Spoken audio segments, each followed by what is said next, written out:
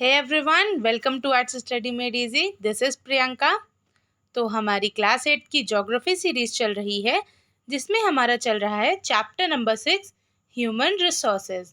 तो इस चैप्टर में हम बेसिकली ह्यूमन रिसोर्सेज के बारे में पढ़ रहे हैं। आखिर ये हैं क्या, इनका सिग्निफिकेंस क्या है, क्या इम्पोर्टेंस है और वर्ल्ड में किस तरह ये डिस्ट्रीब्यूटेड है, इसके बारे में हम इस चैप्टर में पढ़ रहे हैं। आज हमारे इस चैप्टर का लास्ट लेक्चर है। इसके पहले हम 2 लेक्चर्स कर चुके हैं। अगर आप नहीं देखे हैं तो प्लीज़ देख लीजिएगा, चैनल में आपको मिल जाएगा। तो आज हमारा लेक्चर नंबर 3 है, जिसमें हम पढ़ेंगे पैटर्न ऑफ पॉपुलेशन चेंज के बारे में और पॉपुलेशन कॉम्पोजिशन के बारे में। पॉपुलेशन चेंज का पैटर्न मतलब कैसे पॉपुलेशन चेंज होती है कोई भी जगह की, कैसे इंक्रीज होती है, कैसे डिक्रीज होती है, ओवरऑल उसका एक बेसिक पैटर्न क्या होता है उसके बारे में देखेंगे। प्लस कॉम्पोजिशन के बारे में देखेंगे कि कैसे किसी भी एरिया की पॉपुलेशन उसके डेवलपमेंट में, उसके ग्रोथ में कैसे कंट्रीब्यूट करती है, क्या कॉम्पोजिशन होता है, किस एज ग्रुप के लोग किस हिसाब से डिस्ट्रीब्यूटेड रहते हैं, इन सब के बारे में हम पढ़ेंगे। थोड़ा देखेंगे कि भाई वर्ल्ड में भी कैसे डिस्ट्रीब्यूटेड है पॉपुलेशन, उसके बारे में। तो अभी हम लोग शुरू करते हैं पैटर्न्स ऑफ पॉपुलेशन चेंज। तो rate of population growth vary across the world. जो भी हमारा पॉपुलेशन ग्रोथ का रेट है, अब ऐसा नहीं है कि भाई किसी एक पर्टिकुलर रीजन में, मतलब जैसे हम कहें कि पूरे वर्ल्ड का एक रेट से नहीं बढ़ रहा है। कोई भी रीजन में बहुत ज़्यादा पॉपुलेशन है, कोई दूसरी कंट्री में पॉपुलेशन कम है। तो ऐसे जैसे अगर हम अपने साउथ ईस्ट एशिया की बात करें तो इधर पॉपुलेशन ज़्यादा है, बट अगर हम नॉर्थ ईस्ट एशिया की, नॉर्थ ईस्ट साइड एशिया में ही अगर हम बात करें तो उधर एक्सट्रीम क्लाइमेट कंडीशंस हैं, कोल्ड है, इन सब के कारण वहाँ पे पॉपुलेशन कम है। तो ऐसा हम कोई एरिया को नहीं कह सकते भाई इस एरिया में, पूरे वर्ल्ड में हर एक एरिया में सिर्फ एक ही रेट से पॉपुलेशन बढ़ रही है, ऐसा नहीं है। वो काफ़ी डिफ़र करती है, वैरी करती है कंडीशन पे, और जो क्लाइमेटिक चेंजेस होते हैं, जो फैक्टर्स होते हैं जो पॉपुलेशन चेंज को इन्फ्लुएंस करते हैं उन पे। अब फैक्टर्स कौन कौन से हैं तो इसके बारे में हम पिछले लेक्चर में डिस्कस कर चुके हैं, आप देख लीजिएगा। तो अब यहाँ पे देखते हैं, although the world total population is rising rapidly.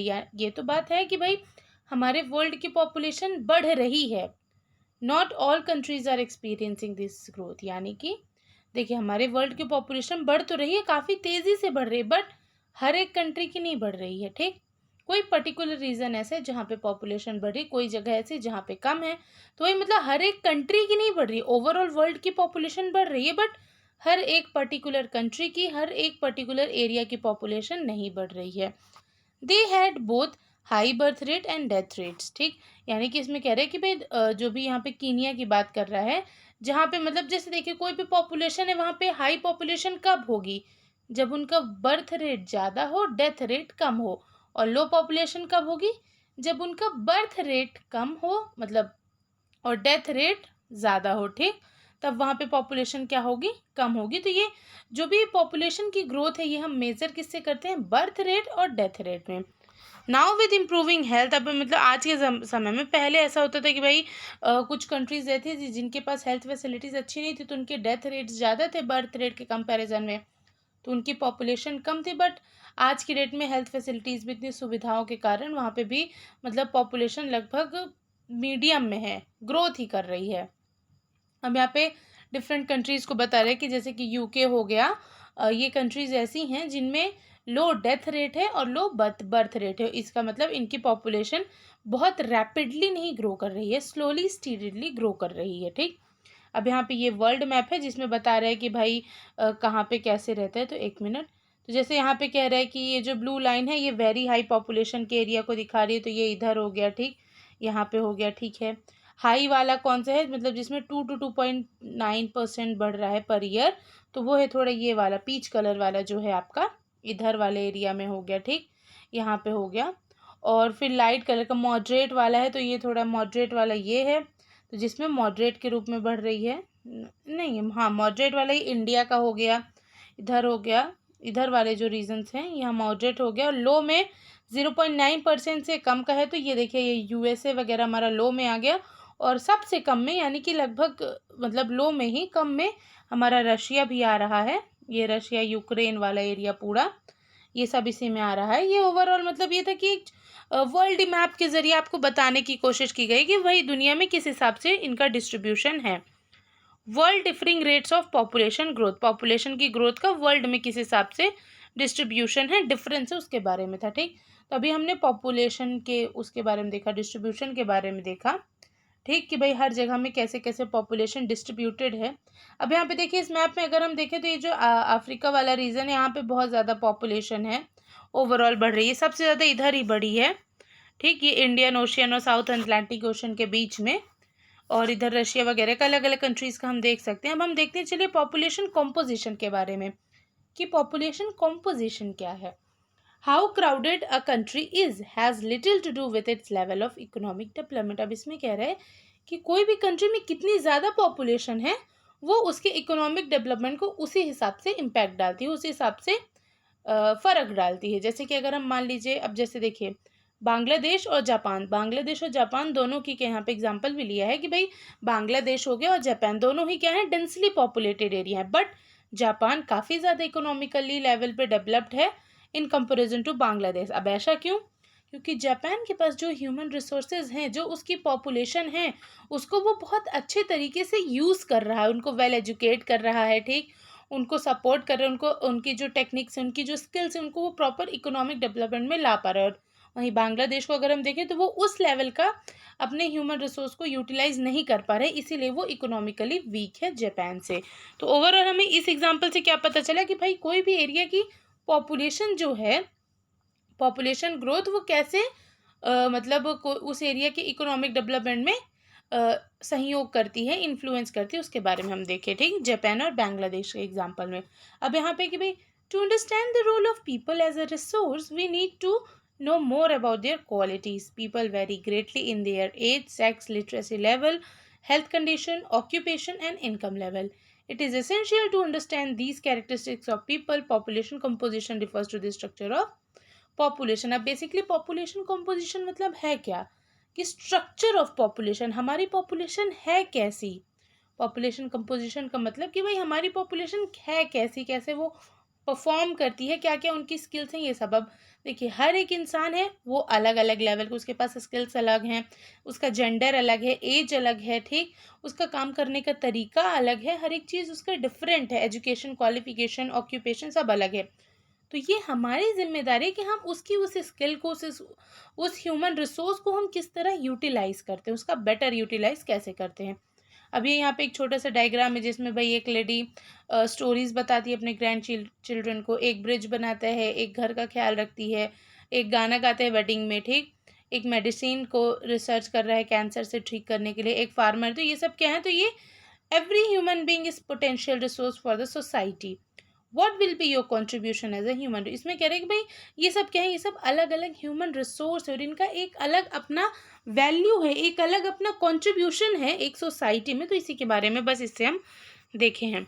अब यहाँ पे देखिए क्या बता रहा है कि the composition of population help us to know how many are males और females, which age group they belong, how educated they are, what type of occupation they are employed, what is their income level and health conditions are. तो इसमें कह रहा है कि जो population composition है ये क्या करता है, ये हमें हेल्प करता है ये जानने में कि जो हमारे पास ह्यूमन पॉपुलेशन है, ह्यूमन रिसोर्स है, वो मेल है, कितनी मेल है, कितनी फीमेल है, क्या उनका जेंडर है, क्या उनका एज है, क्या उनका ग्रुप है, क्या उनका ऑक्यूपेशन है, स्टडी है, ठीक, एजुकेशन है, कहाँ वो एम्प्लॉयड हैं, क्या उनकी हेल्थ कंडीशन है, क्या उनकी इनकम लेवल है। ये सब चीज़ें हमें जानने में कौन हेल्प करता है, पॉपुलेशन कॉम्पोजिशन। ठीक, पॉपुलेशन कॉम्पोजिशन का मतलब क्या है, स्ट्रक्चर ऑफ पॉपुलेशन, कि भाई बेसिकली हमारी पॉपुलेशन है कैसे, ये हमारा क्या कहलाता है, पॉपुलेशन कंपोजिशन।